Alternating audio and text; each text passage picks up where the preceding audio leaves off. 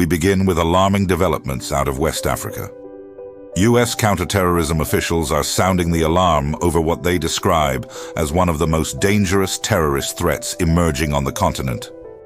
The Islamic State's West Africa Province, or ISWAP.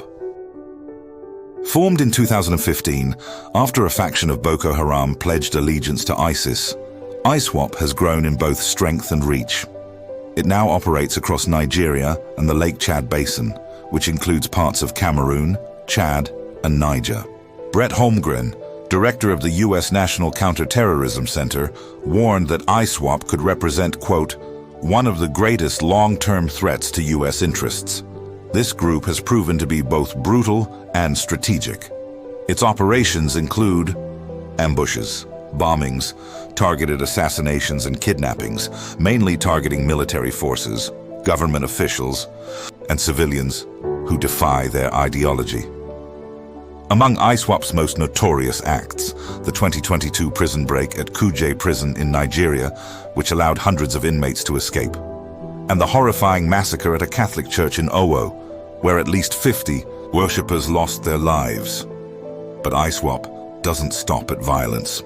In areas under its control, the group has set up administrative systems, collects taxes, including zakat, an Islamic levy, and even provides services like basic healthcare and education. Some locals reportedly find these services more dependable than those offered by the state. However, these operations are sustained by a climate of fear, coercion, and intimidation. In response to this growing menace, international coalitions are stepping up.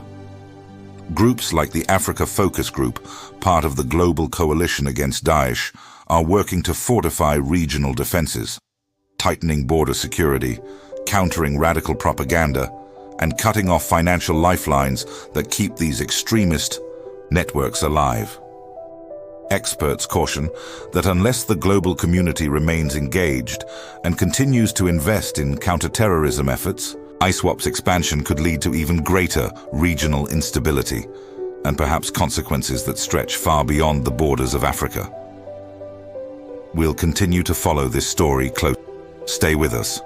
After the break, we look at how local communities are fighting back and the resilience rising from the heart of the region.